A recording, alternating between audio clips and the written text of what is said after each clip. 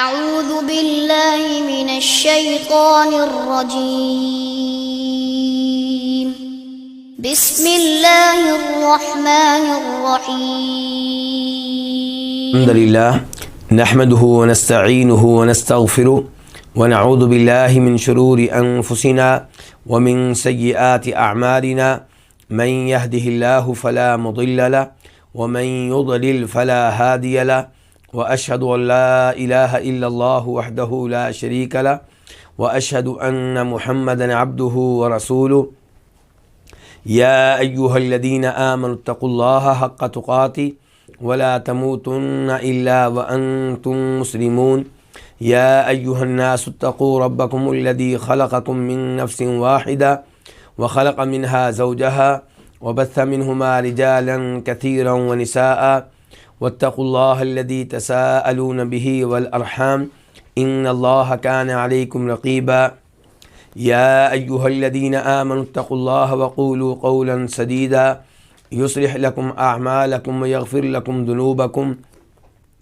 ومن يطع الله ورسوله فقد فاز فوزا عظيما أما بعد فإن خير الحديث كتاب الله وخير الهدي هدي محمد صلى الله عليه وسلم وشر الأمور محدثاتها وكل محدثة بدعة وكل بدعة ضلالة وكل ضلالة في النار. قال تعالى وإذا طلقتم النساء فبلغن أجلهن فلا تعضلوهن أن ينكحن أزواجهن إذا تراضوا بينهم بالمعروف ذلك يوعظ به من كان منكم يؤمن بالله واليوم الآخر ذلكم أزكى لكم وأطهر والله يعلم وأنتم لا تعلمون. سورہ بقرہ آیت نمبر 232.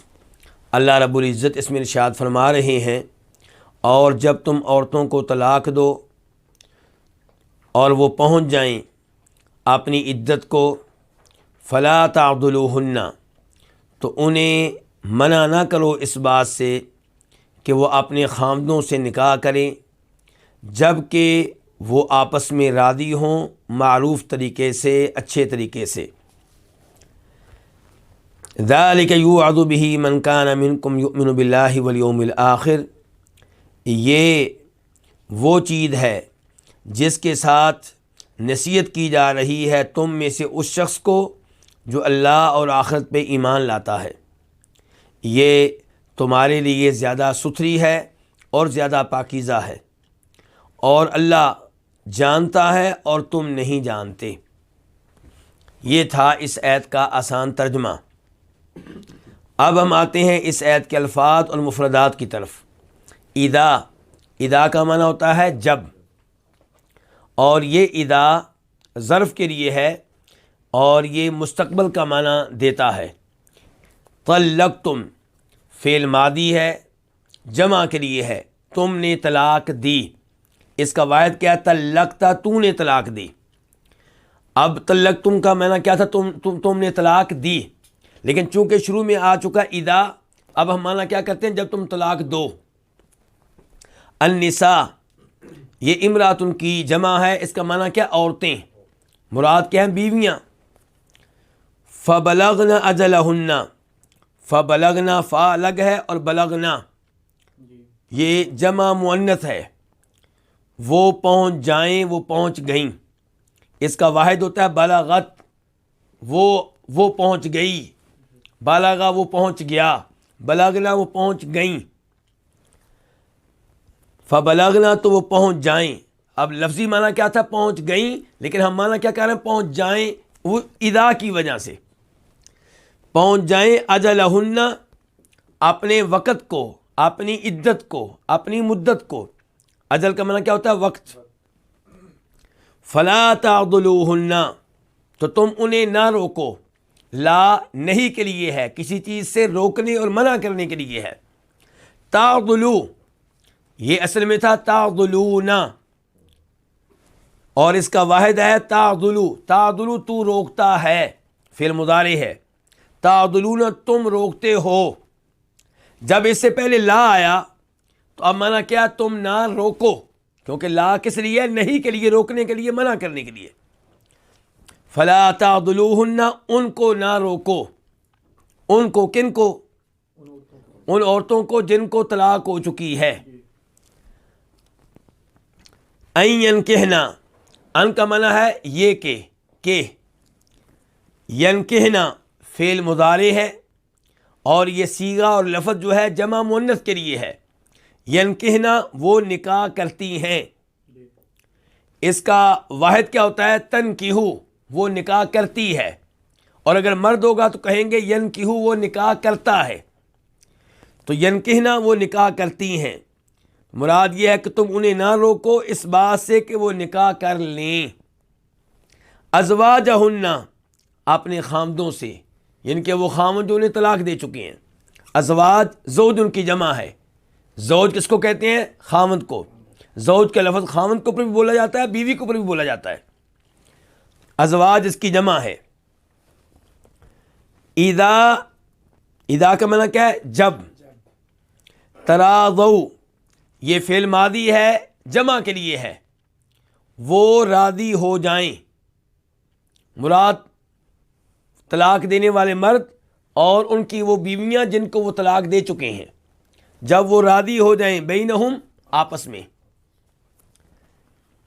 بالمعروفی، معروف کے ساتھ.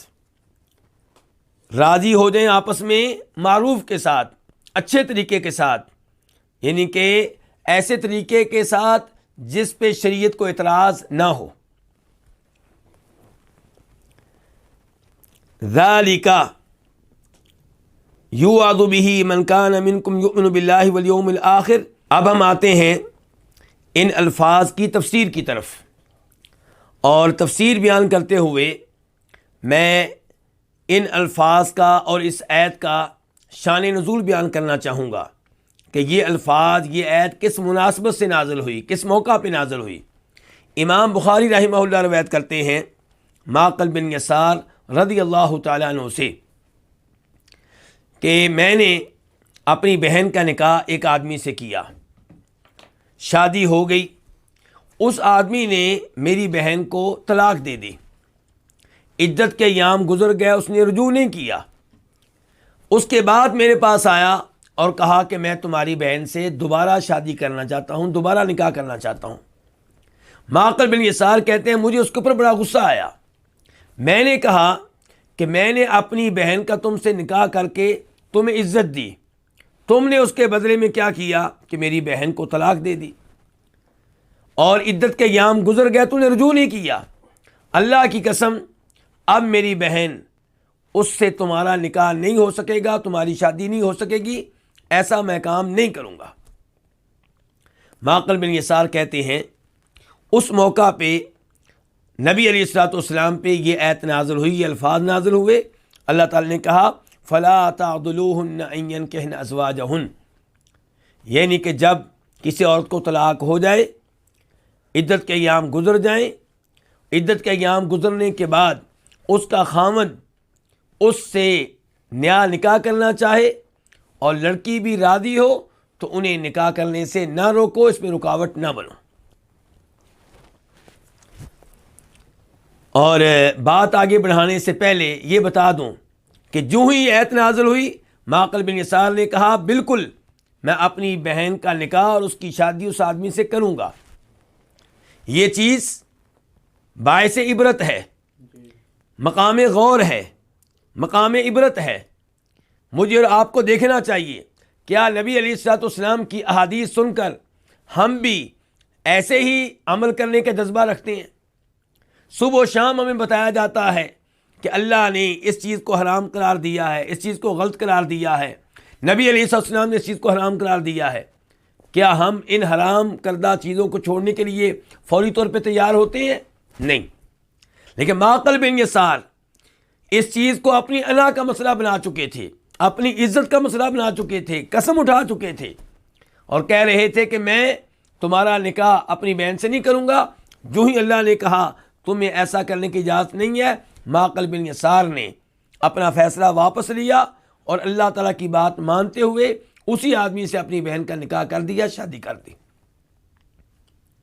آج ہمارے کئی بھائی ایسے ہیں جو داڑھیاں مونڈتے ہیں اور انہیں بار بار نبی علیہ السلام کی حدیث بتائی جاتی ہیں، بخاری مسلم کی حدیث ہیں، صحیح حدیث ہے کہ فرمایا نبی علیہ السلام نے داڑیاں بڑھاؤ، داڑیوں کو بڑھنے دو، انہیں لٹکاؤ۔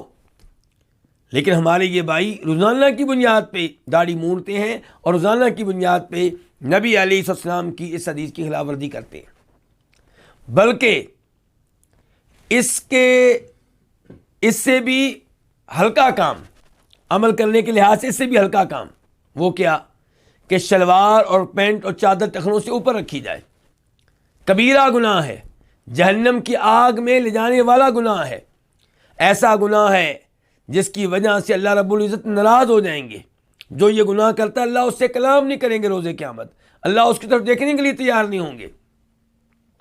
ہمارے دوست، ہمارے احباب یہ حدیث سنتے ہیں، ایک کان سے سنتے ہیں، دوسرے کان سے نکال دیتے ہیں۔ سودی ملازمت کرنے والے سودی ملازمت کر رہے ہیں، آیات سنتے ہیں، احادیث سنتے ہیں جن سے پتہ چلتا ہے کہ سودی ملازمت کرنا جرم ہے، لیکن وہ چھوڑنے کے لیے تیار نہیں ہے۔ بہت سے ایسے احباب ہیں، دوست ہیں، جنہوں نے انشورنس کروا رکھی ہے، بیمہ کروا رکھا ہے، گاڑی کا، مکان کا، اپنی لائف کا، زندگی کا، جانتے ہیں کہ جوا ہے، سود ہے، غلط ہے، لیکن چھوڑنے کے لیے تیار نہیں ہے۔ تو معقل بن یسار کی اس حدیث سے عبرت حاصل کرنی چاہیے۔ ہمارے میں بھی وہی جذبہ ہونا چاہیے جو معقل بن یسار میں ہے۔ تو اللہ تعالیٰ فرما رہے ہیں وَإِذَا طَلَّقْتُمُ النِّسَاءَ، اور جب تم عورتوں کو طلاق دو، فَبَلَغْنَ أَجَلَهُنَّ، اور وہ پہنچ جائیں اپنی عدت کو، یعنی کہ آپ لوگوں نے طلاق دی اپنی بیوی کو، کون سی طلاق؟ رجی طلاق، کیونکہ طلاق بائن ہو تیسری اور آخری طلاق ہو تو اس کے بعد نکاح نہیں ہو سکتا۔ تو اس سے پتہ چلا کہ جس طلاق کی بات ہو رہی کون سی طلاق ہے؟ رجی طلاق۔ فرمایا جب تم عورتوں کو طلاق دو اور وہ پہنچ جائیں اپنی عدت کو، یعنی کہ عدت کے ایام ختم ہو جائیں، فَلَا تَعْضُلُوهُنَّ، تو انہیں نہ روکو، انہیں منع نہ کرو۔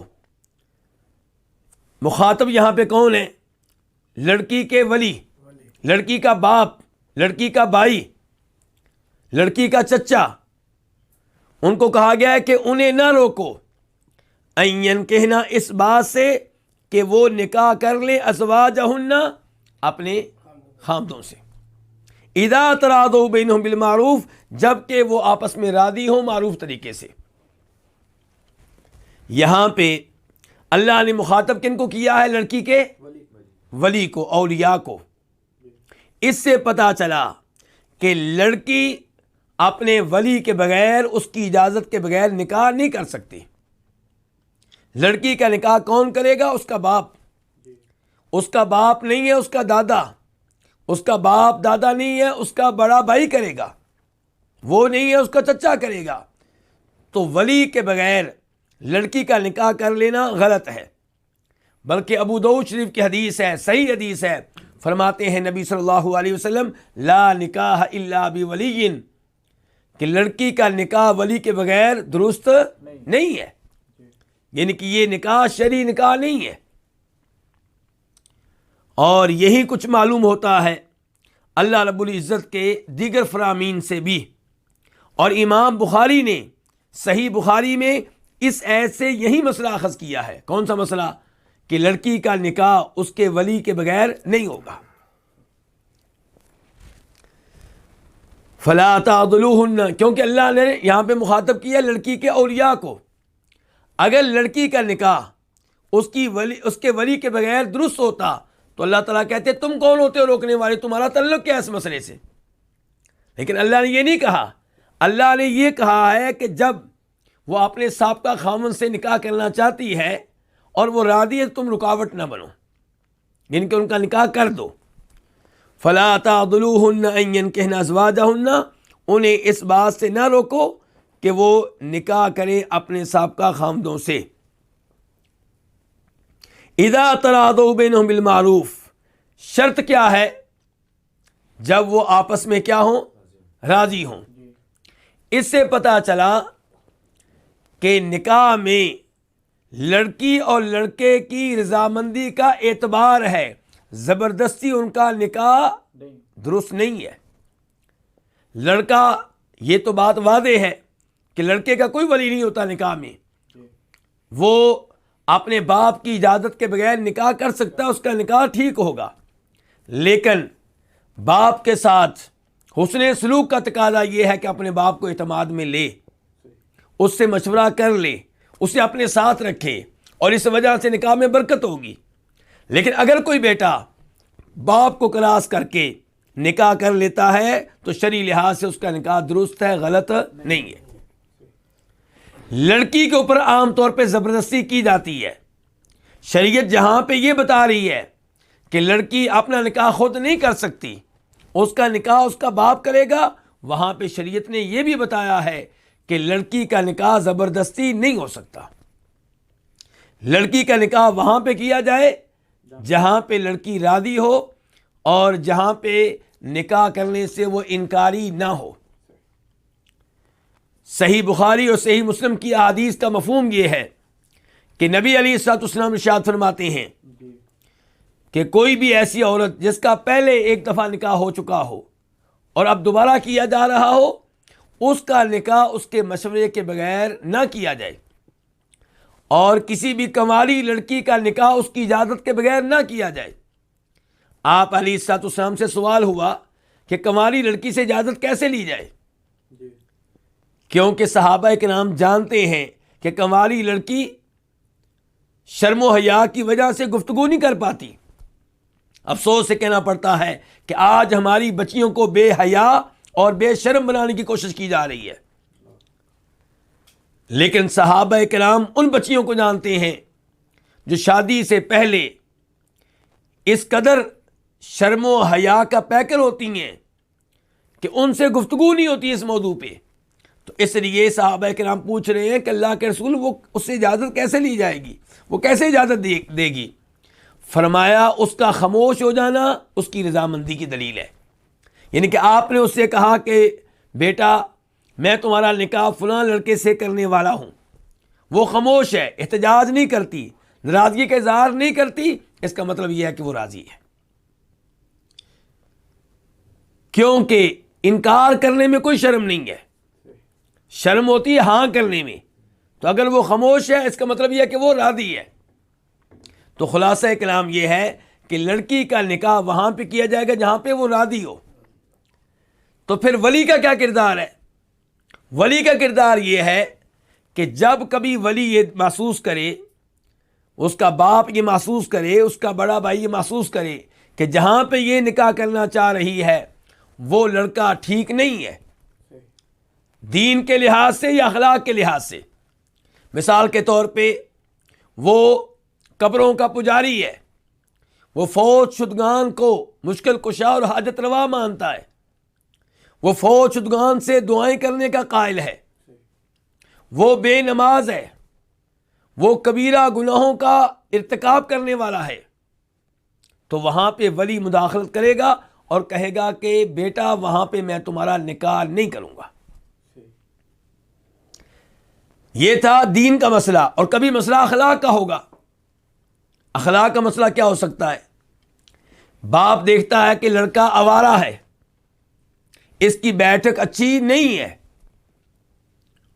یا یہ بہت جلدی غصے میں آ جاتا ہے، ایک دو لوگوں کو پہلے قتل کر چکا ہے،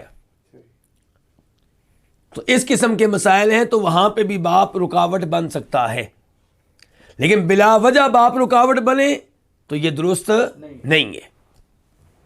تو اللہ تعالیٰ کہہ رہے ہیں فلا تعضلوہن، انہیں نہ روکو اس بات سے کہ وہ نکاح کریں ازواجہن، اپنے خامدوں سے۔ اللہ نے سابقہ خامند کے اوپر خامند کا لفظ بولا ہے کیونکہ ماضی کے اعتبار سے، گزرے ہوئے زمانے کے اعتبار سے وہ خامند ہیں۔ اذا تراضوا بینہم، جب کہ وہ آپس میں راضی ہوں، بالمعروف، معروف طریقے سے۔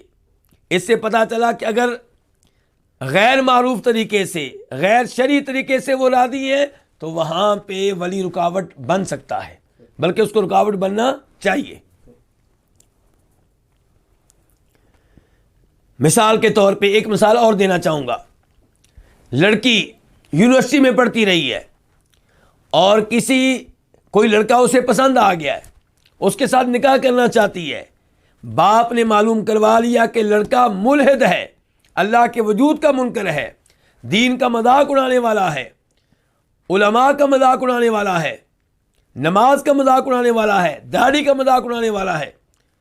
تو یہاں پہ ولی پہ واجب ہے, باپ پہ واجب ہے کہ رکاوٹ بنے اور اس کا نکاح اس لڑکے کے ساتھ نہ ہونے دے, کیونکہ وہاں پہ نکاح ہو گیا تو اس لڑکی کی دنیا بھی تباہ و برباد ہو جائے گی, آخرت بھی تباہ و برباد ہو جائے گی. اس کے بعد اللہ تعالیٰ فرماتے ہیں ذالک یوعظ بہ من کان منکم یؤمن باللہ والیوم الآخر. ذالک, یہ اس میں اشارہ ہے, تو اشارہ کدھر ہو رہا ہے؟ مشار الیہ کیا ہے؟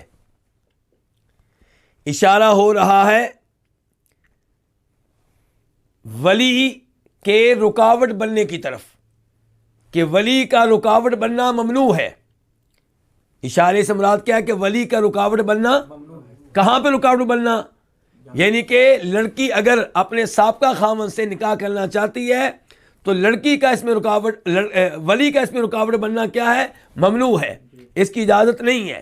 تو یہ جو چیز ہے یوعظ بہ, اس کے ساتھ نصیحت کی جاتی ہے. یوعظ یہ فعل مضارع ہے مجہول کے لیے, نصیحت کی جاتی ہے. بہ, اس کے ساتھ. کس کے ساتھ؟ یہ جو کہا گیا ہے کہ ولی لڑکی کے نکاح میں رکاوٹ نہیں بن سکتا جبکہ وہ اپنے سابقہ خاوند سے نکاح کرنے پہ راضی ہو. تو یہ وہ چیز ہے جس کے ساتھ نصیحت کی جاتی ہے. کس کو نصیحت کی جاتی ہے؟ من جو ہے یہ ہے نائب فاعل. نصیحت کی جاتی ہے اس کے ساتھ من کان منکم یؤمن باللہ والیوم الآخر, اسے جو تم میں سے اللہ اور آخرت پہ ایمان رکھنے والا ہو. من کا معنی کیا؟ جو. من کانا جو ہو, منکم تم میں سے, یؤمنو ایمان رکھتا, منکم یہ دو لفظ ہے. من کا معنی کیا ہوتا ہے؟ سے. کم کا معنی تم میں سے. یؤمنو فعل مضارع ہے واحد کے لیے, ایمان رکھتا ہے, ایمان رکھتا ہو. باللہ کس پہ؟ اللہ تعالیٰ پہ. والیوم الآخر, اور روز آخرت پہ. اللہ رب العزت یہاں پہ یہ کہہ رہے ہیں کہ یہ جو ہم نے نصیحت کی ہے, یہ ہم نے نصیحت اس کو کی ہے, یہ چیز نصیحت ہے اس کے لیے جس کا اللہ پہ ایمان ہے اور آخرت پہ ایمان ہے. یعنی کہ ہماری اس نصیحت سے فائدہ وہ اٹھائے گا, ہماری اس نصیحت پہ عمل وہ کرے گا جس کا صحیح معنوں میں اللہ اور آخرت پہ ایمان ہوگا. معقل باليسار کا صحیح معنوں میں اللہ پہ ایمان تھا, آخرت پہ ایمان تھا, اللہ سے ڈرنے والے تھے, آخرت کی فکر تھی کہ اللہ کے سامنے پیش ہونا ہے, اللہ کو کیا جواب دوں گا. اس لیے فوری طور پہ یہ سن کے کہا کہ میں اپنی بہن کا نکاح اسی آدمی سے کرتا ہوں. تو اللہ تعالیٰ کہہ رہے ہیں ہماری یہ نصیحت اسی پہ سر انداز ہوگی جو صحیح معنوں میں ایمان لانے والا ہوگا. اس سے پتہ چلا کہ اللہ پہ ایمان لانے کا تقاضا یہ ہوتا ہے, آخرت پہ ایمان لانے کا نتیجہ یہ ہوتا ہے کہ انسان اللہ کے ہر آرڈر کو مان لیتا ہے, جس چیز کے کرنے کا اللہ حکم دے اسے اپنا لیتا ہے, اس پہ عمل پیرا ہو جاتا ہے, اسے بجا لاتا ہے, اور جس چیز سے اللہ منع کرے اس سے دور بھاگتا ہے, اس کے قریب نہیں جاتا. یہ تقاضا کس کا ہے؟ ایمان کا. کہ اگر آپ واقعی اللہ پہ ایمان لاتے ہیں, واقعی آخرت پہ ایمان لاتے ہیں, تو اللہ تعالیٰ کے ان آرڈرز کو فوری طور پہ مان لیں. اس کے بعد اللہ تعالیٰ فرماتے ہیں ذالکم ازکیٰ لکم واطہر. یہ کیا؟ یہ لڑکی کے نکاح میں رکاوٹ نہ بننا جبکہ وہ اپنے سابقہ خاوند سے نکاح کرنے پہ راضی ہو. فرمایا ذالکم ازکیٰ لکم, یہ تمہارے لیے زیادہ صاف ستھرا واطہر, اور زیادہ پاکیزہ ہے. اس سے کیا ہوگا؟ جب آپ لڑکی اور لڑکے کو آپس میں نکاح کرنے دیں گے تو فائدہ کیا ہوگا؟ معاشرہ پاکیزہ رہے گا. کس سے؟ بدکاری سے. ورنہ ہو سکتا ہے کہ وہ چوری چھپے ملنے کی کوشش کرے. تو اس چیز کی وجہ سے معاشرے میں پاکیزگی پیدا ہوگی, لوگ گناہوں سے دور رہیں گے اور معاشرہ صاف ستھرا ہوگا, عمدہ ہوگا. اور اس وجہ سے ایمان جو ہے وہ بھی بڑھے گا. کیوں؟ کیونکہ آپ نے اللہ کی بات مان لی ہے. اس کی وجہ سے اللہ آپ کے ایمان میں اضافہ فرمائے گا اور اللہ تعالیٰ اس کی وجہ سے آپ کو نیک اعمال کرنے کی توفیق دے گا. واللہ یعلم وانتم لا تعلمون. ذالکم اس میں اشارہ ہے. پہلے بھی اس میں اشارہ گزرا ہے ذالکا، اور اب ہے ذالکم.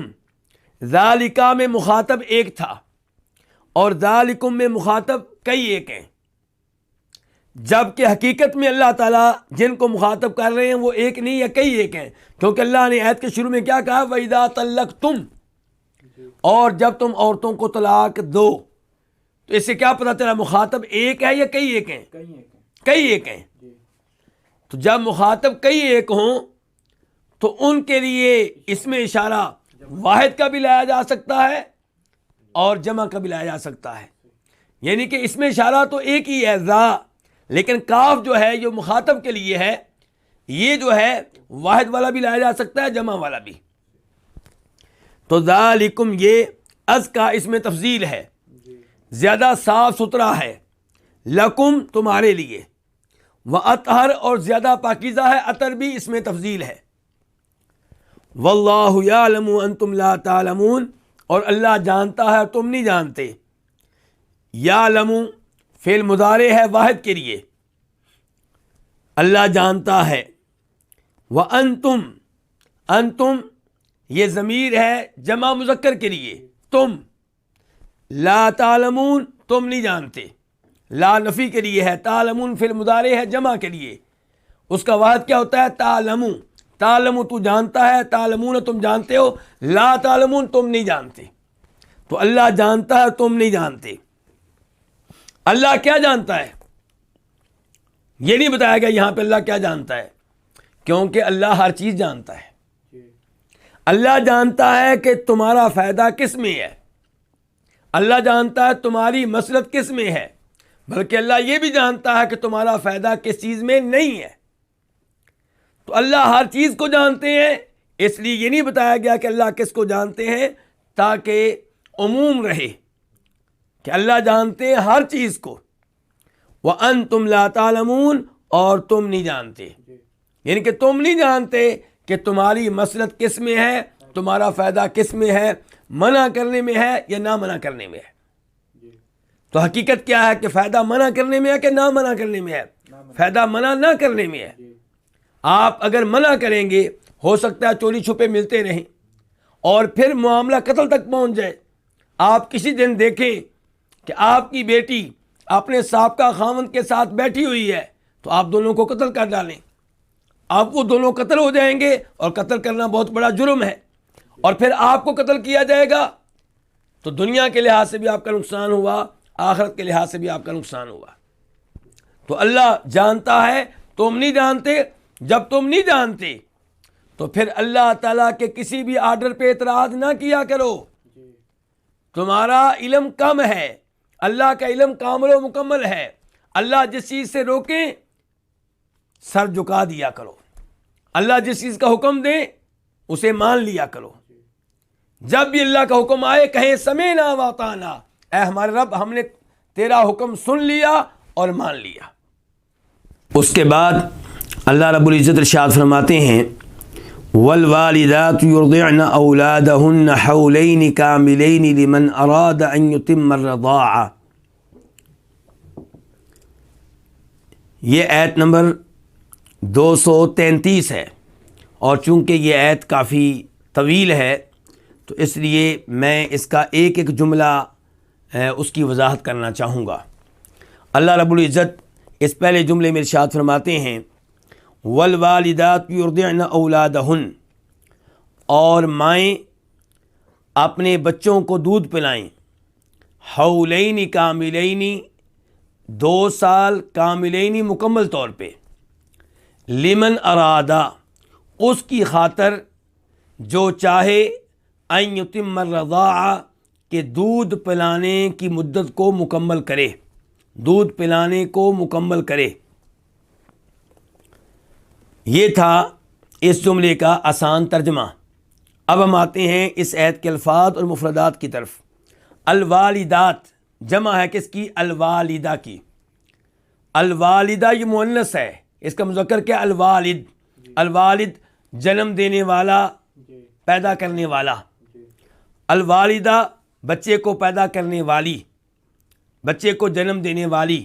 الوالدات بچے کو جنم دینے والیاں یعنی کہ مائیں۔ یرضعنا دودھ پلائیں، فعل مضارع ہے، جمع کے لیے ہے، جمع مؤنث کے لیے۔ اس کا واحد کیا ہوگا؟ ترضع، وہ دودھ پلاتی ہے۔ تو یرضعنا وہ دودھ پلائیں، اولادہن اپنی اولاد کو۔ اولاد ولد کی جمع ہے۔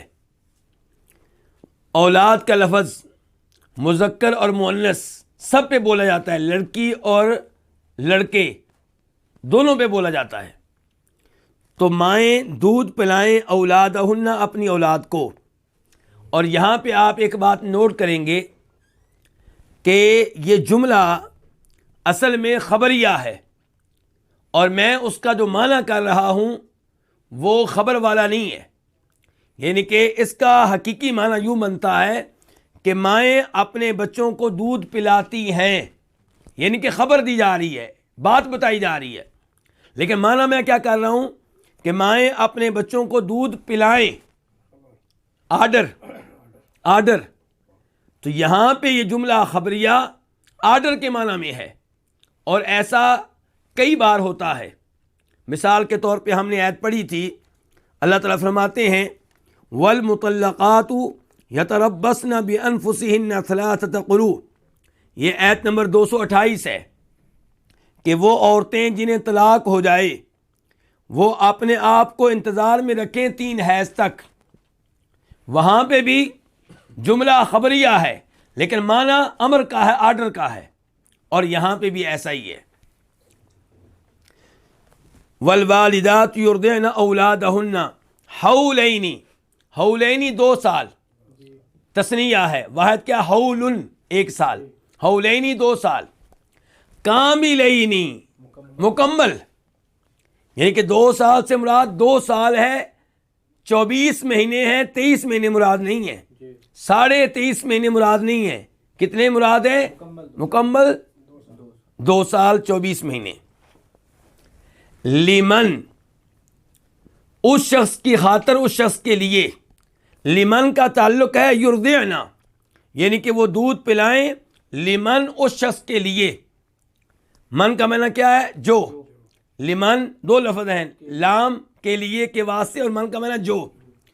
لمن ارادہ جو چاہے، ارادہ فعل ماضی ہے واحد کے لیے، جو چاہے، ان یتمہ کہ وہ مکمل کرے، ان کا معنی کیا؟ کہ یتمہ مکمل کرے، یتمہ فعل مضارع ہے واحد کے لیے، اصل میں تھا یتمو وہ مکمل کرتا ہے، اتمہ اس نے مکمل کیا فعل ماضی، یتمو وہ مکمل کرتا ہے فعل مضارع، میم کے اوپر پیش تھی، لیکن یہاں پہ میم کے اوپر زبر ہے یہ ان کی وجہ سے۔ تو اس شخص کے لیے جو چاہے ان یتمہ کے مکمل کرے، الرضاع دودھ پلانے کو۔ الرضاع یہ مصدر ہے، یہ کیا ہے؟ مصدر۔ تو اس کا معنی کیا ہوتا ہے؟ دودھ پلانا۔ تو اب ہم آتے ہیں اس آیت کی تفسیر کی طرف۔ اللہ تعالیٰ کہہ رہے ہیں کہ مائیں اپنے بچوں کو دودھ پلائیں۔ اس سے پتہ چلا کہ ماں پہ واجب ہے کہ اپنے بچے کو اپنا دودھ پلائے۔ اس بارے میں ایک حدیث آپ کے سامنے رکھنا چاہوں گا۔ اس حدیث کو امام ابن خزیمہ اپنی صحیح میں، امام ابن حبان اپنی صحیح میں، اور امام حاکم المستدرک میں روایت کرتے ہیں۔ حدیث کے راوی جناب ابو امامہ باہلی رضی اللہ تعالی عنہ ہیں۔ حدیث کے مطابق نبی علیہ الصلوۃ والسلام نے خواب دیکھا، اور خواب میں آپ نے دیکھا کہ کئی ایسی عورتیں ہیں جن کے پستانوں کو، چھاتیوں کو سانپ نوچ رہے ہیں۔ تو نبی علیہ السلام نے پوچھا کہ ان عورتوں کا جرم کیا ہے، ان عورتوں کے ساتھ ایسا سلوک کیوں ہو رہا ہے؟ تو جواب آیا، یہ وہ عورتیں ہیں جو اپنے بچوں کو دودھ پلانے سے انکار کر دیا کرتی تھیں۔ تو اس آیت سے اور اس حدیث سے کیا پتہ چلا کہ ہر ماں پہ واجب ہے کہ اپنے بچے کو اپنا دودھ پلائے، لیکن اگر میاں بیوی اس بات پہ راضی ہو جائیں، اتفاق کر لیں کہ اس بچے کو کوئی اور عورت دودھ پلائے گی یا کسی عورت کے دودھ کی بجائے متبادل دودھ پلا دیا جائے گا، گائے کا، بھینس کا، بکری کا، اور بچے کو اس سے کوئی نقصان نہ ہو، تو پھر ماں پہ اس بچے کو دودھ پلانا واجب نہیں ہے۔ اور اس چیز کے دلائل میں ایک دلیل یہ پیش کی جا سکتی ہے کہ ہم سب جانتے ہیں کہ نبی علیہ الصلوۃ والسلام اور مکہ کے دیگر بچوں کو مکہ سے باہر دیگر قبائل میں بھیج دیا جاتا تھا تاکہ وہاں پہ بچے گاؤں کی عورتوں کا دودھ پئیں اور ادھر پلے بڑھیں۔ خود نبی علیہ الصلوۃ والسلام کے ساتھ بھی ایسا کیا گیا۔ تو اس سے کیا پتا چلا کہ ایسا کرنا جائز ہے۔ اگر ایسا کرنا غلط ہوتا تو نبی علیہ الصلوۃ والسلام اس سے صاف صاف منع کر دیتے۔ تو عورت پہ اپنے بچے کو دودھ پلانا کب واجب ہے، کب ضروری ہے، کب نہ پلائے تو گنہگار ہوگی؟ جب بچے کا دودھ، بچے کا انحصار ماں کے دودھ پہ ہو، ماں کے علاوہ کسی اور کا دودھ وہ پینے کے لیے تیار نہ ہو، یا کسی اور کا دودھ اس کے لیے نقصان دہ ہو۔ لیکن جب کوئی اور دودھ پلانا ممکن ہے اور میاں بیوی اس پہ راضی ہیں، تو پھر ماں پہ اپنے بچے کو دودھ پلانا واجب نہیں ہے، لیکن افضل تب بھی یہی ہے کہ اپنے بچے کو دودھ پلائے، کیونکہ ہم سب جانتے ہیں کہ ماں کا دودھ بچے کے لیے سب سے بہتر ہے۔ اور آج سائنسدان، آج کے ڈاکٹر بار بار یہ معاملہ واضح کر رہے ہیں کہ بچے کے لیے اس کی ماں کا دودھ سب سے بہتر ہے۔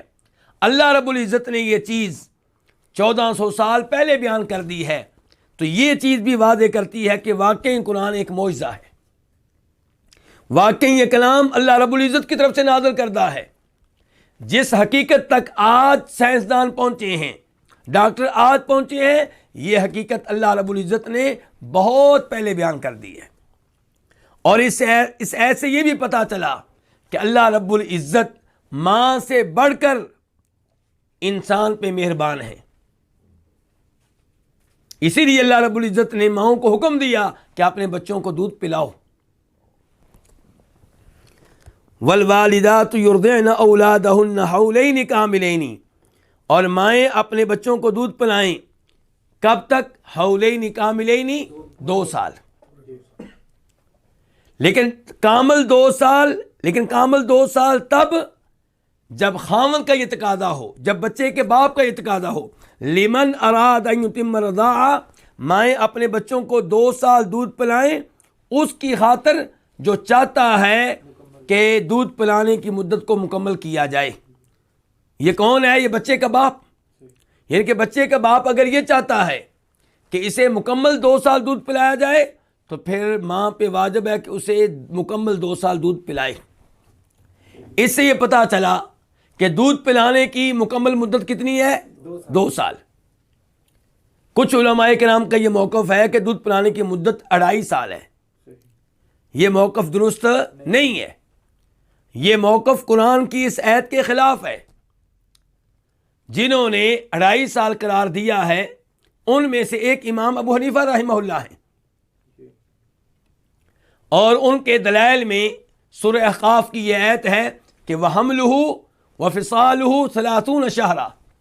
اللہ تعالیٰ فرماتے ہیں کہ بچے کا بطور حمل ماں کے پیٹ میں رہنا اور اس کا دودھ پینا، اس کی مدت کتنی ہے؟ 30 مہینے۔ 30 مہینے کتنے بنتے ہیں؟ 2.5 سال۔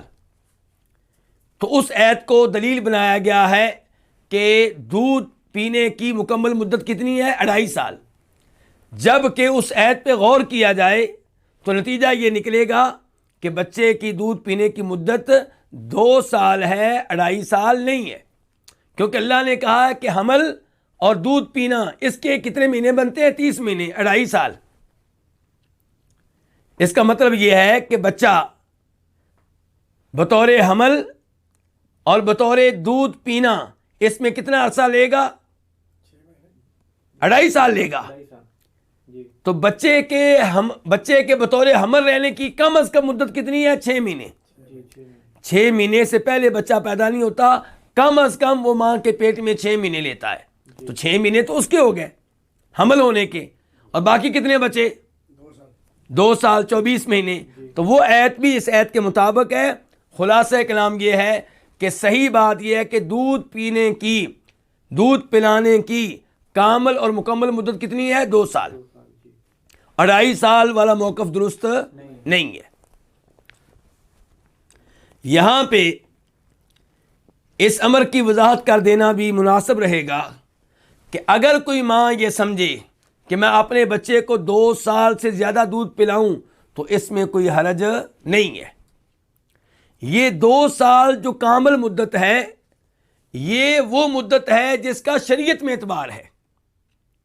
اگر میاں بیوی میں جھگڑا ہوتا ہے، بیوی کہتی ہے کہ میں 1 سال دودھ پلاؤں گی، خاوند کہتا ہے نہیں 2 سال، تو اللہ نے وہ مدت مقرر کر دی ہے، وہ کتنی ہے؟ 2 سال۔ لیکن اگر خوشی سے ماں چاہتی ہے کہ میں 2 سال سے زیادہ پلاؤں تو اس میں کوئی حرج نہیں ہے، جیسا کہ یہ واضح ہوتا ہے امام قرطبی کے کلام سے، اور امام ابن تیمیہ نے بھی یہی کچھ لکھا ہے، کہا ہے، اور امام ابن القیم رحمہ اللہ کا بھی یہی موقف ہے۔ حولین کاملین، اللہ رب العزت نے کہا ہے 2 سال مکمل، تو یہ رضاعت کی مدت ہے۔ یہیں سے ایک اور مسئلہ بھی بیان کر دینا مناسب ہوگا کہ اگر کوئی بچہ اپنی ماں کے علاوہ کسی اور عورت کا دودھ پیتا ہے تو وہ کس عمر میں پیے تو اس کا رضاعی بیٹا کہلائے گا، دودھ کے اعتبار سے بیٹا کہلائے گا، اور کس عمر کے بعد پیے تو رضاعت کا اعتبار نہیں ہوگا اور وہ اس کا رضاعی بیٹا نہیں کہلائے گا۔ تو شریعت نے اس بارے میں جو حد بیان کی ہے وہ 2 سال کی ہے۔ اگر کوئی بچہ کسی عورت کا دودھ پیتا ہے اور بچے کی عمر ہے 1 مہینہ، 2 مہینے، 6 مہینے، 1 سال، 1.5 سال، 2 سال یا 2 سال سے کم، تو اس عمر میں جس عورت کا 5 بار دودھ پیے گا مختلف اوقات میں، 1 بار پیا جی بھر کر پی لیا، پھر کبھی پیا دوسری بار، پھر تیسری بار، پھر چوتھی بار، پھر 5ویں بار، 5 بار جس عورت کا اس انداز سے دودھ پیے گا اس کا رضاعی بیٹا کہلائے گا۔ اب اس بچے کا اس عورت سے نکاح نہیں ہو سکے گا کیونکہ اس کی ماں بن گئی، اس کی بیٹیوں سے اس کا نکاح نہیں ہو سکے گا کیونکہ اس کی بہنیں بن گئی دودھ کے اعتبار سے۔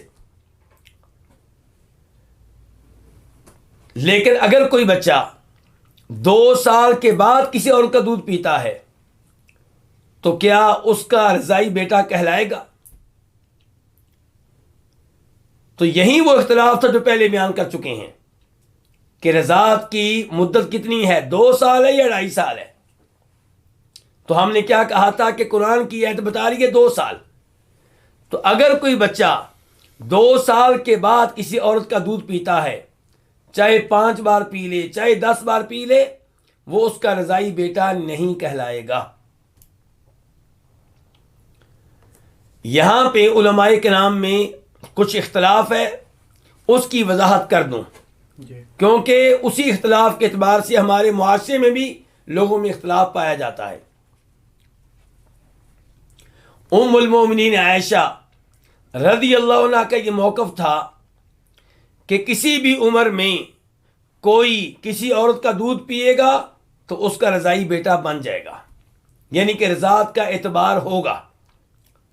اس لیے ام المؤمنین عائشہ جب یہ چاہتی کہ یہ تابی میرے پاس آ سکتا ہے، مجھ سے علم لے سکتا ہے اور درمیان میں پردے کو رکاوٹ نہیں بننا چاہیے، تو وہ اپنی کسی بھتیجی سے کہتی یا اپنی کسی بانجی سے کہتی کہ اس کو دودھ پلا دو، اپنا اس کو دودھ پلا دو، تو جب وہ بانجی یا بھتیجی دودھ پلا دیتی تو اس آدمی کا ام المؤمنین عائشہ سے بھی رضائی طور پہ رشتہ قائم ہو جاتا. جی تو پھر ام المؤمنین عائشہ اسے دین کے احکام بتاتی، نبی علیہ السلام کی احادیث بتاتی، اور درمیان میں پردہ رکاوٹ نہ ہوتا. جی لیکن دیگر امہات المؤمنین، دیگر ہماری مائیں، ان کا موقف یہ تھا کہ جو بڑی عمر کا ہے اس کی رضاعت کا، اس کے دودھ پی لینے کا کوئی اعتبار نہیں ہے. وہ کسی عورت کا دودھ پی لے تو اس کا رضائی بیٹا نہیں بنے گا. جی تو ان کا موقف سیدہ عائشہ کے موقف کے بالکل خلاف ہے. جی وہ لوگ جو بڑی عمر کے آدمی کے دودھ پینے کی رضاعت کا اعتبار کرتے ہیں، ان کی دلیل کیا ہے؟ سیدہ عائشہ کی دلیل کیا ہے؟ دلیل وہ حدیث ہے جسے امام مسلم وغیرہ روایت کرتے ہیں کہ ابو حذیفہ رضی اللہ تعالی عنہ انہوں نے ایک لڑکے کو اپنا منہ بولا بیٹا قرار دیا تھا. صحیح. اس کا نام کیا تھا؟ سالم. سالم کو انہوں نے منہ بولا بیٹا بنا لیا. اب ان کے گھر میں رہتا، ان کے گھر میں آتا. پھر اللہ رب العزت نے حکم نازل کر دیا جی کہ ہر کوئی اپنے باپ کا بیٹا ہے، جی آپ کسی کو اپنا منہ بولا بیٹا قرار نہیں دے سکتے. حتیٰ کہ نبی علیہ الصلوۃ والسلام کے لیے بھی یہی حکم نازل ہوا. آپ نے زید بن حارثہ جی رضی اللہ عنہ کو اپنا منہ بولا بیٹا قرار دیا تھا، اور لوگ کہا کرتے تھے زید بن محمد. جی لیکن جب اللہ نے یہ حکم نازل کر دیا تو جیسے صحابہ کرام نے اس پہ عمل کیا، نبی علیہ السلام نے بھی اس پہ عمل کیا، اور زید بن حارثہ کا دوبارہ سے نام زید بن حارثہ پڑ گیا، حالانکہ لوگ کہا کرتے تھے زید بن محمد صلی اللہ علیہ وسلم. تو یہ مسئلہ ابو حذیفہ کے گھر میں بھی پیدا ہوا کہ وہ سالم کو اپنا بیٹا بنا چکے ہیں. اب سالم کہاں جائے؟ جی ابو حذیفہ بھی پریشان رہنے لگے. تو جناب ابو حذیفہ کی وائف، ان کی بیگم نبی علیہ السلام کے پاس آتی ہیں، کہتی ہیں اللہ کے رسول ہمارے گھر میں یہ مسئلہ پیدا ہو چکا ہے، سالم بڑی عمر کا ہے، اور ابو حذیفہ محسوس کرتے ہیں اس کے گھر میں آنے کو. تو نبی علیہ السلام نے فرمایا کہ تم سالم کو اپنا دودھ پلا دو. وہ کہنے لگے اللہ کے رسول سالم بڑی عمر کا ہے. فرمایا میں جانتا ہوں بڑی عمر کا ہے، تم اس کو دودھ پلا دو. تو یہ دودھ کیسے پلایا گیا ہوگا؟ علماء کرام لکھتے ہیں کہ یہ دودھ کسی برتن کے ذریعے پلایا گیا ہوگا. جی یعنی کہ ابو حذیفہ کی وائف نے یہ دودھ نکالا ہوگا کسی برتن میں، اور سالم کو پلا دیا گیا ہوگا، اور سالم ان کا منہ بولا، ان کا رضائی بیٹا بن گیا، اور اب ان کے گھر میں آنے کے سلسلے میں کوئی اشکال باقی نہ رہا، کوئی اعتراض باقی نہ رہا. تو سیدہ عائشہ کا موقف یہ تھا کہ دیکھیں یہاں پہ سالم نے بڑی عمر میں دودھ پیا ہے، اور ان کے دودھ کو معتبر مانا گیا ہے، ان کی رضاعت کو معتبر مانا گیا ہے. دیگر صحابہ کرام اور دیگر امہات المومنین کی رائے کیا ہے کہ بڑی عمر میں دودھ پی بھی لے تو کوئی بیٹا نہیں بنے گا، اس رضاعت کا اعتبار نہیں ہوگا. اب اس بارے میں راجح موقف کیا ہے؟ راجح موقف وہ ہے جو شیخ الاسلام ابن تیمیہ رحمہ اللہ نے اختیار کیا ہے. وہ کہتے ہیں کہ دونوں اقوال کو لے کر چلیں، ادھر بھی احادیث ہیں، ادھر بھی احادیث ہیں. ایک طرف وہ حدیث ہے جو کہتی ہے کہ اسی رضاعت کا اعتبار ہے جو 2 سال کی عمر میں ہو، اسی رضاعت کا اعتبار ہے جو اس عمر میں ہو جس عمر میں دودھ پینے والا دودھ پیے تو وہ دودھ اس کی بھوک کو مٹاتی ہے، وہ دودھ اس کی بھوک کو مٹاتا ہے. اس عمر میں دودھ پئیں تو دودھ ہڈیوں کو مضبوط کرتا ہے، دودھ انتڑیوں کو پھاڑتا ہے، دودھ خون بناتا ہے. اور یہ کب ہوتا ہے؟ جب بچہ 2 سال سے کم عمر کا ہو. جی جب بچہ 2 سال سے زیادہ عمر کا ہو چکا ہو تو پھر اس کا خون بنتا ہے، اس کی ہڈیاں مضبوط ہوتی ہیں. کس سے؟ کھانے سے، دیگر خوراک سے. تو ایک طرف یہ موقف ہو گیا 2 سال کا، اور ایک طرف موقف یہ ہے کہ بڑی عمر میں بھی دودھ پئیں تو رضاعت کا اعتبار ہوگا. ابن تیمیہ رحمہ اللہ کہتے ہیں دونوں طرف احادیث ہیں اور دونوں طرف احادیث درست ہیں. دونوں کو جمع کر کے ایک نیا موقف آپ اپنا لیں. وہ کیا؟ کہ اعتبار ہے اس رضاعت کا جو 2 سال یا 2 سال سے کم عمر میں پیا جائے. لیکن اگر کبھی کسی جگہ وہ صورتحال پیدا ہو جائے جو صورتحال پیدا ہوئی تھی ابو حذیفہ کے گھر میں، تو پھر بڑی عمر کی رضاعت کا بھی اعتبار ہوگا. ابو حذیفہ نے جب سالم کو منہ بولا بیٹا قرار دیا، تب منہ بولا بیٹا بنانا جرم نہیں تھا، غلط نہیں تھا.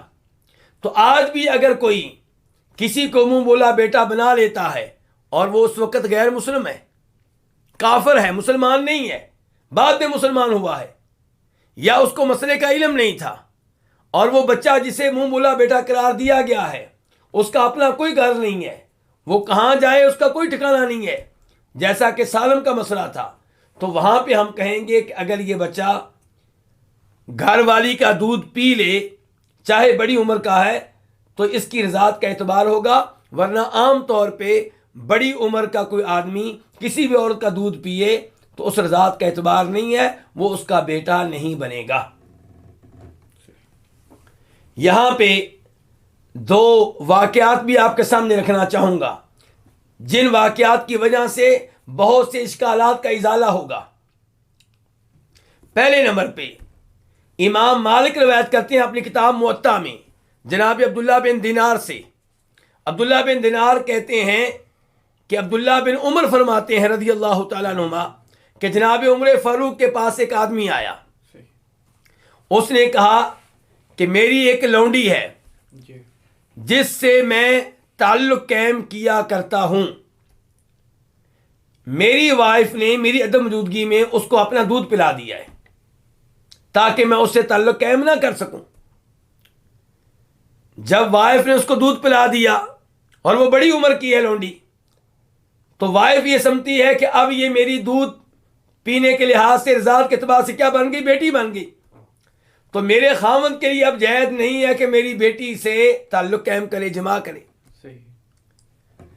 تو یہ عمر فاروق سے کہہ رہے ہیں کہ میں گھر میں آیا اور اس سے تعلق قائم کرنے کا ارادہ کیا تو میری بیوی نے کہا خبردار، اس کو میں دودھ پلا چکی ہوں.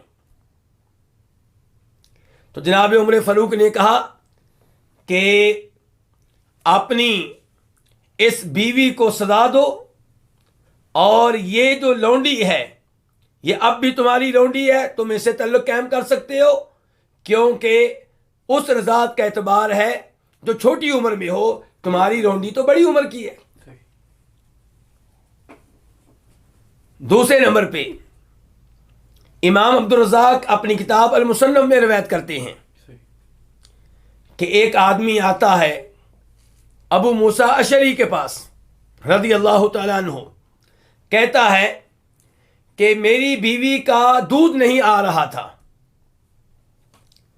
تو میں نے اپنی بیوی کے پستان کو منہ میں ڈالا اور چوسنے لگا تاکہ دودھ نکلے. صحیح. یعنی کہ وہ چاہتا تھا کہ اس کے بچے کے لیے دودھ شروع ہو، اور دودھ شروع نہیں ہو رہا، تو اس لیے خامد نے اس کام میں مداخلت کی، بچے کے باپ نے مداخلت کی، اور اس نے اپنی بیوی کے پستان منہ میں ڈال لیے تاکہ دودھ نکلے. وہ چوستا رہا، زور لگاتا رہا، تو کہتے ہیں کہ دودھ آ گیا. اب دودھ خامد کے منہ میں جا چکا ہے. تو ابو موسیٰ اشعری سے مسئلہ پوچھا جا رہا ہے کہ بتائیں ہمارا کیا بنے گا؟ انہوں نے کہا کہ تمہاری بیوی تمہارے اوپر حرام ہو گئی ہے، تم نے اس کا دودھ پی لیا ہے، بھی الفاظ دیگر تم اس کے کیا بن گئے ہو؟ بیٹے بن گئے ہو. تو بعد میں یہ کیس پہنچا جناب عبداللہ بن مسعود کے پاس تو انہوں نے فتویٰ دیا کہ اس رضاعت کا اعتبار ہوتا ہے جو چھوٹی عمر میں ہو، بڑی عمر میں جو رضاعت ہے، جو دودھ پینا، اس کا اعتبار نہیں ہے۔ تو ابو موسیٰ اشعری نے اپنے فتوے سے رجوع کر لیا، اپنے قول سے رجوع کر لیا اور عبداللہ بن مسعود کے موقف کو اپنا لیا۔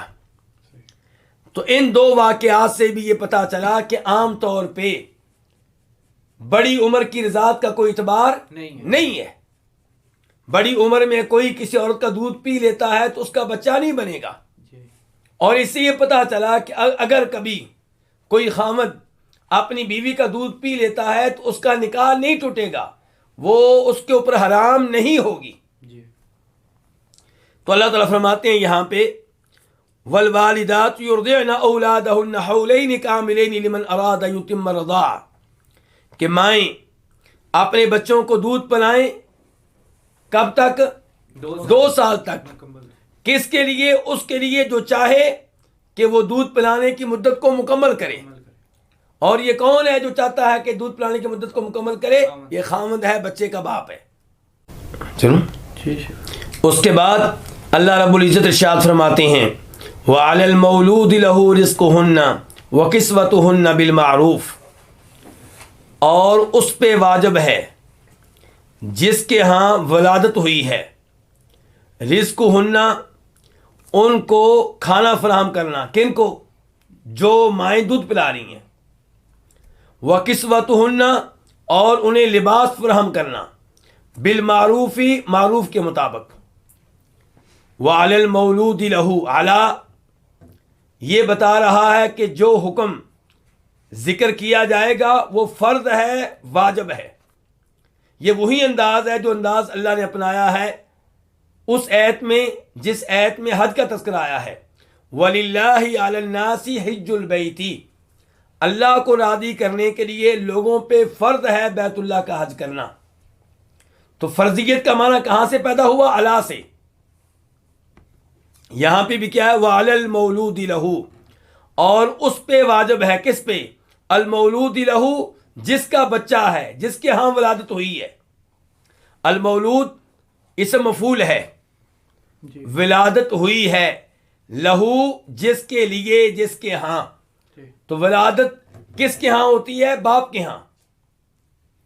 تو وَعَلَى الْمَوْلُودِ لَهُ مراد یہ ہے کہ باپ پہ واجب ہے، بچے کے باپ پہ، وہ بچہ جو دودھ پی رہا ہے اس بچے کے باپ پہ واجب ہے رزقُہن، ان کو کھانا فراہم کرنا، کن کو؟ جو دودھ پلا رہی ہیں، وہ مائیں جو دودھ پلا رہی ہیں۔ وَكِسْوَتُهُنَّ اور ان کو لباس فراہم کرنا۔ تو کسوہ کا معنی لباس کا ہے اور رزق کا معنی کیا ہے؟ کھانا وغیرہ فراہم کرنا، خرچہ وغیرہ دینا۔ بالمعروفی، اب سوال یہ پیدا ہوگا کہ کھانا دینے میں، لباس دینے میں معیار کیا ہوگا؟ اللہ تعالیٰ کہتے ہیں بالمعروفی، یہ عرف کے مطابق ہوگا، یہ معاشرے کے مطابق ہوگا، یعنی کہ آپ کا معاشرہ طے کرے گا کہ اس جیسی عورت کو کیسا لباس دینا چاہیے، اس جیسی عورت کو کیسا کھانا دینا چاہیے۔ اور یہ جو لڑکے کا باپ ہے اس کی جو حیثیت ہے، تو ایسی حیثیت والے مرد پہ کتنا خرچہ ڈالنا چاہیے، لباس اس کے اوپر کون سا ڈالنا چاہیے۔ تو یہ کیسے طے ہوگا؟ عرف طے کرے گا، معاشرہ طے کرے گا۔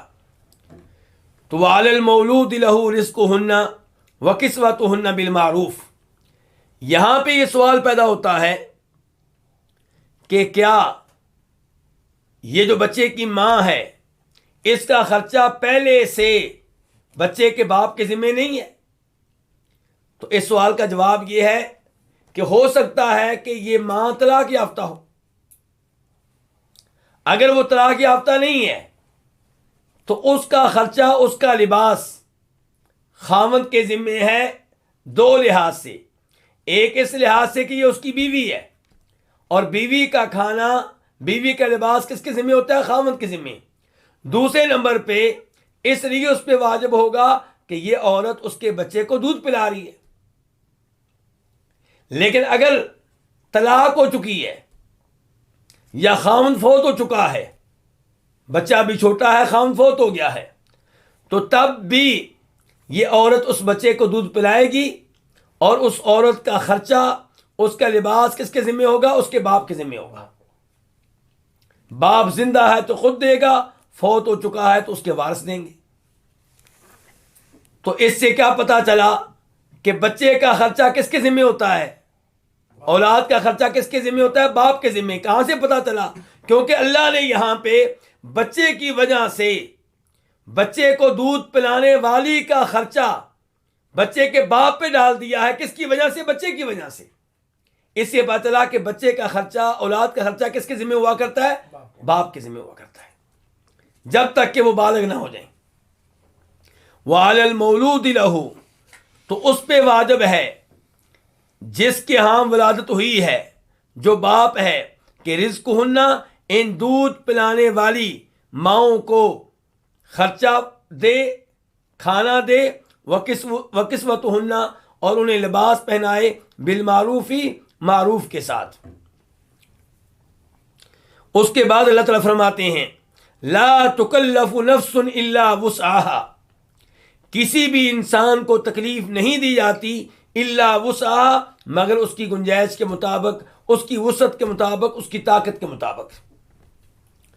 لا تکلف، لا نفی کے لیے ہے، تکلف فعل مضارع ہے مجہول، جی نہیں تکلیف دی جاتی، نہیں تکلیف دی جائے گی۔ تو نفسن، کسی بھی نفس کو، کسی بھی انسان کو، کسی بھی جان کو، الا وسع، مگر اس کی وسعت کے مطابق۔ وسع کا معنی ہم کیا کہیں گے؟ وسعت، گنجائش، طاقت۔ وسعہا، اس کی، کس کی؟ اس جان، اس انسان، یعنی کہ کوئی بھی انسان ہو، اللہ رب العزت اسے انہی امور کا پابند بناتے ہیں جن امور کی پابندی کو وہ برداشت کر سکتا ہے۔ اس سے پتا چلا کہ اللہ نے جس انسان پہ جو ذمہ داری ڈالی ہے، اس ذمہ داری کو وہ برداشت کر سکتا ہے، ادا کر سکتا ہے، کیونکہ اللہ تعالیٰ ظلم کرنے والے نہیں ہیں۔ اور اس جملے سے پتا چلا کہ اللہ تعالیٰ اپنے بندوں پہ مہربان ہیں، اللہ تعالیٰ رحمان و رحیم ہیں۔ اسی لیے اللہ تعالیٰ کسی بھی انسان پہ وہ بوجھ نہیں ڈالتے جس بوجھ کو ادا کرنے کی وہ استطاعت اور طاقت نہ رکھتا ہو۔ تو اللہ نے اگر ماں پہ بوجھ ڈالا ہے کہ بچے کو دودھ پلائے، تو اسی لیے ڈالا ہے کہ یہ بوجھ وہ برداشت کر سکتی ہے۔ اور اللہ تعالیٰ نے بچے کے باپ پہ یہ بوجھ ڈالا ہے کہ جو عورت، جو ماں اس بچے کو دودھ پلا رہی ہے، اسے کھانا فراہم کرو، لباس فراہم کرو، تو یہ بوجھ بھی اللہ تعالیٰ نے وہ ڈالا ہے جسے وہ ادا کر سکتا ہے، جسے وہ برداشت کر سکتا ہے۔ لا تضار والدۃ بولدها ولا مولود له بولدی، کسی بھی ماں کو تکلیف نہ دی جائے، نقصان نہ دیا جائے، بولدها، اس کے بچے کی وجہ سے، ولا مولود له، اور نہ باپ کو تکلیف دی جائے، نقصان دیا جائے، بولدہ، اس کے بچے کی وجہ سے۔ لا، یہ نہیں کے لیے ہے، منع کرنے کے لیے، روکنے کے لیے ہے۔ تضارا، یہ فعل مضارع ہے، مجہول کے لیے ہے اور مؤنث ہے۔ لا تضار والدہ، کہ نہ ضرر پہنچایا جائے، نہ نقصان دیا جائے، والدتن، کسی بھی والدہ کو، کسی بھی ماں کو، بولدہا، اس کی اولاد کی وجہ سے۔ تو با سبب کا معنی دے رہی ہے۔ ولد کس کو کہتے ہیں؟ اولاد کو، چاہے وہ لڑکا ہو چاہے وہ لڑکی ہو۔ جی تو کسی بھی ماں کو نقصان نہ دیا جائے، ضرر نہ دیا جائے، بولدہا، اس کے بچے کی وجہ سے، اس کی بچی کی وجہ سے۔ ولا مولود لہ، اور نہ اس کو نقصان دیا جائے جس کے ہاں ولادت ہوئی ہے۔ مولود، ولادت ہوئی ہے، لہو، جس کے ہاں۔ وہ کون ہوتا ہے جس کے ہاں ولادت ہوتی ہے؟ باپ۔ باپ جی تو اس کو بھی نقصان نہ دیا جائے، نقصان نہ پہنچایا جائے، بولدہ، اس کے بچے کی وجہ سے، اس کی بچی کی وجہ سے۔ ان الفاظ سے ایک تو یہ پتا چلا کہ بچہ کس کا ہوتا ہے؟ باپ کا. جی اسی لیے اللہ رب العزت یہ کہہ رہے ہیں کہ یہ ہے مولود اللہ، یہ ہے وہ جس کے ہاں ولادت ہو رہی ہے. تو بچہ باپ کا ہوتا ہے، بچی باپ کی ہوتی ہے. اور اسی وجہ سے جب بچے یا بچی کی ماں دودھ پلائے گی تو دودھ پلانے کی وجہ سے اس کو معاوضہ دیا جائے گا، اس کو کھانا فراہم کیا جائے گا، اس کو لباس دیا جائے گا. اور اگر بچہ ہوتا ہو ماں کا، اگر بچی ہوتی ہو ماں کی، تو پھر ماں لباس اور کھانے کی حقدار نہیں بن سکتی اس وجہ سے کہ دودھ پلا رہی ہے. پھر تو اس سے کہا جائے گا تمہارا بھی بچہ ہے، کیوں معاوضہ لے رہی ہو؟ تمہارا بھی بچہ ہے، کیوں کپڑے لے رہی ہو؟ چاہے تمہیں طلاق ہو چکی ہے لیکن بچہ تو تمہارا ہے. لیکن طلاق یافتہ عورت جب دودھ پلائے گی تو اس کو معاوضہ دیا جائے گا، اس کو خرچہ دیا جائے گا، اس کو لباس دیا جائے گا. اس کا مطلب یہ ہے کہ وہ بچہ کس کا ہے؟ باپ کا ہے. اور اس کے ساتھ ساتھ یہاں سے یہ مسئلہ معلوم ہوا کہ بچے کی وجہ سے ماں کو نقصان نہ دیا جائے، تکلیف نہ دی جائے. اس کی مثال کیا ہو سکتی ہے؟ مثال کے طور پہ بچے کا باپ کہے کہ میں اس سے دودھ نہیں پلواؤں گا، میں کسی اور سے دودھ پلوا لوں گا، میں بازار کا دودھ پلا دوں گا. تو یہ بچے کی ماں کو تکلیف دینا ہے، اس کو نقصان پہنچانا ہے، اس کو نقصان پہنچانے کی اجازت نہیں ہے. یا مثال کے طور پہ بچے کا باپ کہتا ہے کہ یہ دودھ پلائے لیکن میں اسے لباس نہیں دوں گا، کھانا نہیں دوں گا. پلانا چاہتی ہے تو پلا لے. تو شریعت کہتی ہے نہیں، لا تضار والدۃ بولدہا، کسی بھی ماں کو اس کے بچے کی وجہ سے تکلیف نہ دی جائے، نقصان نہ دیا جائے، ضرر نہ پہنچایا جائے. ولا مولود لہ بولدی، اور نہ ہی بچے کے باپ کو بچے کی وجہ سے نقصان دیا جائے. وہ کیسے؟ وہ ماں کہتی ہے میں اس کو دودھ نہیں پلاؤں گی، کسی بھی قیمت پہ نہیں پلاؤں گی، جب کہ بچے کے لیے دودھ مناسب ہے، اسی کا بچہ کسی اور عورت کا دودھ پینے کے لیے تیار ہی نہیں ہے. تو اس کو دودھ نہ پلا کر بچے کی ماں بچے کے باپ کو کیا دے رہی ہے؟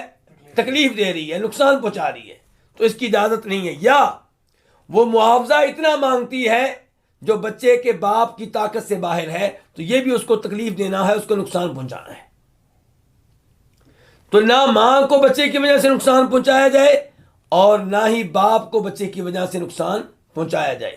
ویسے بھی دین اسلام کا سنہری اصول ہے کہ لا ضرر ولا ضرار، کہ نہ آپ نقصان اٹھائیں نہ کسی کو نقصان پہنچائیں. اس کے بعد اللہ تعالیٰ فرماتے ہیں وَعَلَى الْوَارِثِ مِثْلُ ذَلِكَ، اور وارث پہ اسی طرح ہے.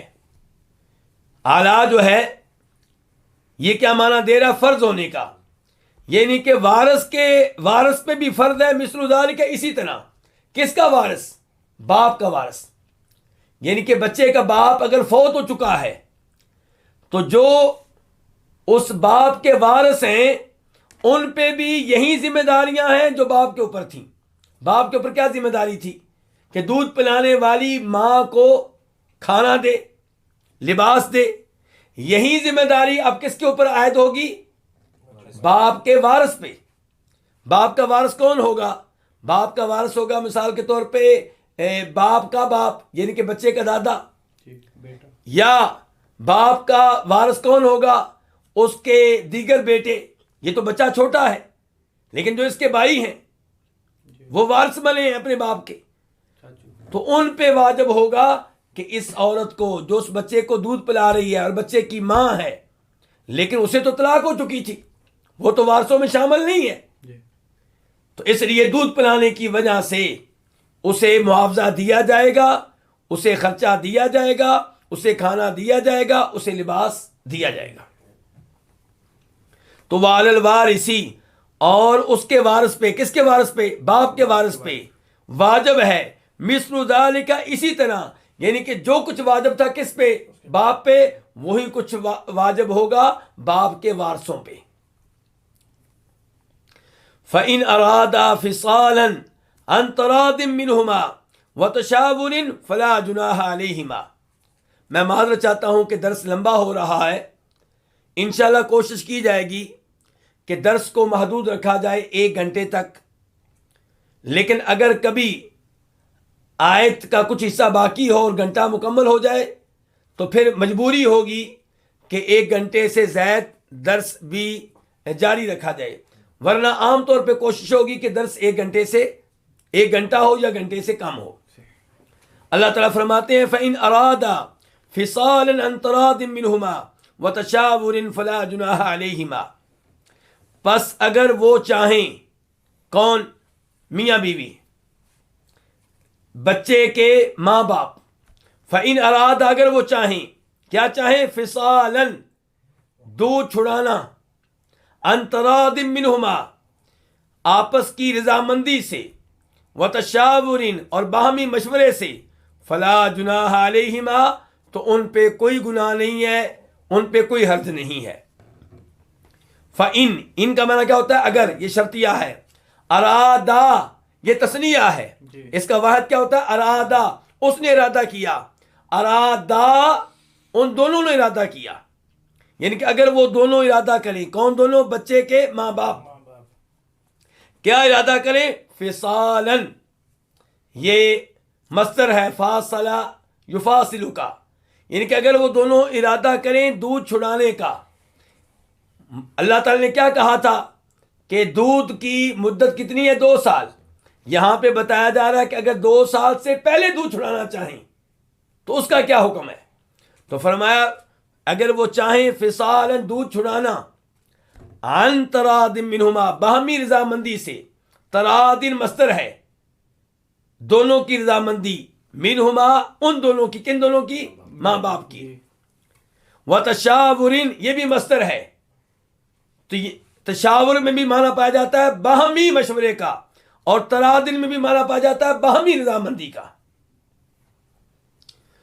فلا جناح علیہما تو ان دونوں پہ کوئی گناہ نہیں ہے، کوئی حرج نہیں ہے. لا نفی جنس کے لیے ہے. جناح کا معنی کیا؟ کوئی گناہ، کوئی حرج، کوئی گناہ نہیں علیہما ان دونوں پہ. کن دونوں پہ؟ ماں باپ پہ. اس فیصلے میں جو فیصلہ انہوں نے لیا ہے، تو یہاں پہ اللہ نے یہ بیان کیا ہے کہ اگرچہ دودھ پلانے کی شرعی اور مکمل مدت 2 سال ہے، لیکن 2 سال سے پہلے بھی دودھ چھڑانا چاہیں تو اس میں کوئی حرج نہیں ہے. شرط یہ ہے کہ دونوں راضی ہوں. اگر ماں کہتی ہے کہ 2 سال میں نے دودھ پلانا ہے اور باپ کہتا ہے کہ نہیں 1 سال، 1 سال کافی ہے، اگر 1 سال اور پلاؤ گی تو میں خرچہ نہیں دوں گا، شریعت کہتی ہے یہاں پہ خرچہ نہ دینے والا گنہگار ہوگا، کیونکہ کامل مدت کتنی ہے دودھ پلانے کی؟ 2 سال. اور اگر ماں یہ کہتی ہے کہ بس میں نے 1 سال دودھ پلا لیا یہ کافی ہے، مثال کے طور پہ وہ بچے سے جان چھڑا کے کہیں اور نکاح کرنا چاہتی ہے تو کہتی ہے بس کافی ہے، باپ کہتا ہے نہیں 2 سال دودھ پلانا ہوگا، تو یہاں پہ باپ کی بات مانی جائے گی اور اس عورت کو مجبور کیا جائے گا کہ دودھ پلانے کی مدت کو مکمل کرے، کیونکہ 2 سال شرعی مدت ہے. یہ مکمل کرنا واجب ہے جب دونوں میں سے کوئی ایک تقاضا کرتا ہو. لیکن اگر ان دونوں کا اتفاق ہو جاتا ہے 1 سال پہ، وہ کہتے ہیں یہ کافی ہے، تو شریعت کہتی ہے پھر دونوں گنہگار نہیں ہوں گے. فرمایا فَإِنْ أَرَادَا اگر وہ دونوں چاہیں، کیا چاہیں؟ دودھ چھڑانا، عن تراضٍ منہما آپس کی باہمی رضامندی سے، وتشاورٍ اور آپس کے مشورے سے، فلا جناح علیہما تو دونوں پہ کوئی گناہ نہیں ہے، کوئی حرج نہیں ہے. وَإِنْ أَرَدْتُمْ أَن تَسْتَرْضِعُوا أَوْلَادَكُمْ فَلَا جُنَاحَ عَلَيْكُمْ إِذَا سَلَّمْتُمْ مَا آتَيْتُمْ بِالْمَعْرُوفِ اور اگر تم چاہو ان تسترضعوا اولادکم کہ تم اپنی اولاد کو دودھ پلواؤ، فلا جناح علیکم تو تمہارے اوپر کوئی گناہ نہیں ہے. اذا جب سلمتم تم ادا کر دو، دے دو، ما آتیتم جو تم نے دینا ہے، بالمعروفی معروف کے مطابق. ان کا معنی کیا؟ اگر شرطیہ ہے. اردتم فعل ماضی ہے جمع کے لیے. تم نے چاہا، تم چاہو. کیا چاہو؟ ان کے تسترضعوا، یہ اصل میں تھا تسترضعون. اس کا واحد کیا ہے؟ تسترضعوا، دودھ پلوانا، دودھ پلانے کا مطالبہ کرنا.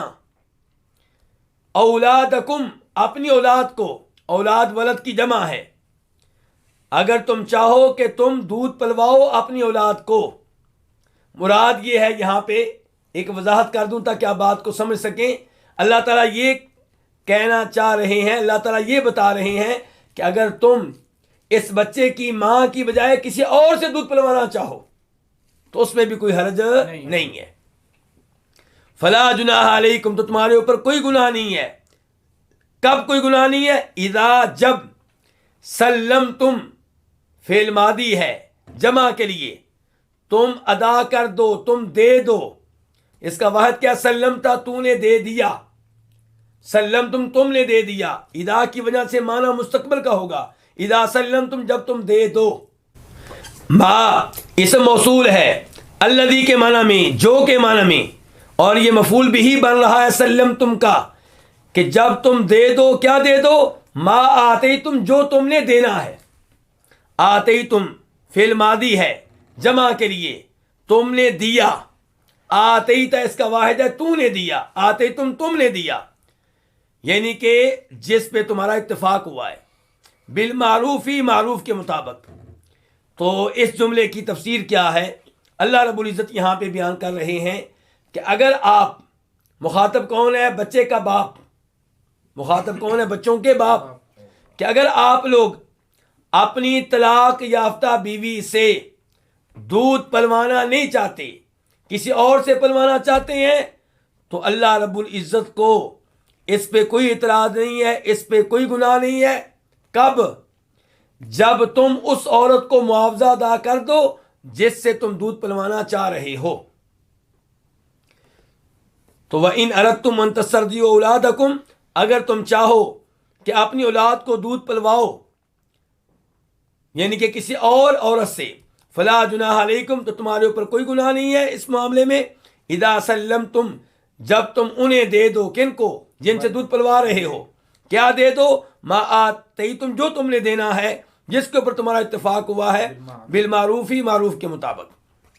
اس کے بعد اللہ تعالیٰ فرماتے ہیں واتقوا اللہ، اور تم اللہ سے ڈرتے رہو. وَاعْلَمُوا، اور جان لو، ان اللہ کا بے شک اللہ تعالیٰ، بما تعملون، ان اعمال کو جو تم کر رہے ہو، بصیر، بخوبی دیکھنے والا ہے. واتقوا اللہ، واو کا معنی کیا؟ اور. اتقو فعل امر جمع کے لیے. تم ڈرو. اللہ کس سے؟ اللہ رب العزت سے. وَاعْلَمُوا، اور تم جان لو. اعلموا، تم جان لو، فعل امر ہے جمع کے لیے. اس کا واحد کیا ہوتا ہے؟ اعلم، تو جان لے. اور تم جان لو ان اللہ، کہ بے شک اللہ تعالیٰ، بے شک اللہ تعالیٰ، بصیر، بخوبی دیکھنے والا ہے. کس کو؟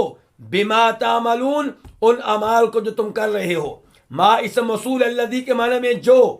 تعملون فعل مضارع ہے جمع کے لیے، تم کر رہے ہو. اس کا واحد کیا ہوتا ہے؟ تعملو، تو کرتا ہے. تو اللہ رب العزت نے ان آخری الفاظ میں کیا بیان کیا ہے کہ جتنے بھی میں نے احکام دیے ہیں، ان احکام کے معاملے میں مجھ سے ڈرتے رہنا. اگر لڑکے کا باپ بچے کا باپ ظلم کرے گا تو اللہ دیکھ رہا ہے. بچی کی ماں ظلم کرتی ہے تو اللہ دیکھ رہا ہے. فرمایا واتقوا اللہ، اور اللہ سے ڈر جاؤ. ہر معاملے میں اللہ سے ڈرو. اور اللہ سے ڈرنے کا حق کب ادا ہوگا؟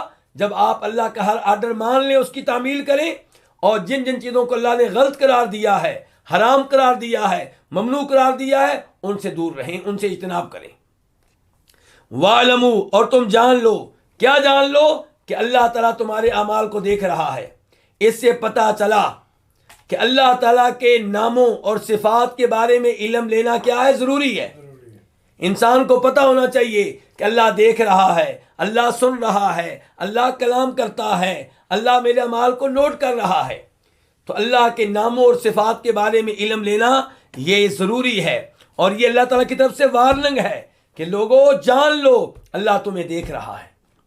تو جب انسان اپنے ذہن میں یہ بات رکھے گا کہ اللہ مجھے دیکھ رہا ہے، پھر اللہ تعالیٰ کے ہر حکم پہ صحیح معنوں میں عمل کرے گا، ٹال مٹول سے کام نہیں لے گا، ہیرا پھیری سے کام نہیں لے گا، اور جن چیزوں سے اللہ نے روکا ہے ان سے دور رہے گا، کسی بھی بہانے سے ان کے قریب جانے کی کوشش نہیں کرے گا۔ اور اس سے یہ بھی پتہ چلا کہ اللہ تعالیٰ کی صفات اور ناموں پہ ایمان لانا بھی ضروری ہے، ان کے بارے میں علم لینا بھی ضروری ہے، اور ان پہ ایمان لانا بھی ضروری ہے۔ اور اس سے یہ پتہ چلا کہ اللہ تعالیٰ ایک ایک چیز کو دیکھ رہے ہیں، کوئی بھی چیز اللہ کی نگاہوں سے مخفی نہیں ہے۔ ان اللہ لا یخفی علیہ شیء فی الارض ولا فی السماء، کہ بے شک اللہ تعالیٰ سے کوئی بھی چیز مخفی نہیں ہے، وہ آسمانوں میں ہو یا زمین میں۔ اللہ رب العزت سے دعا ہے کہ اللہ رب العزت ہمیں صحیح معنوں میں قرآن کی تفسیر جاننے کی توفیق دے، قرآن کے احکام و مسائل جاننے کی توفیق دے، اور ان پہ عمل پیرا ہونے کی توفیق دے۔ وآخر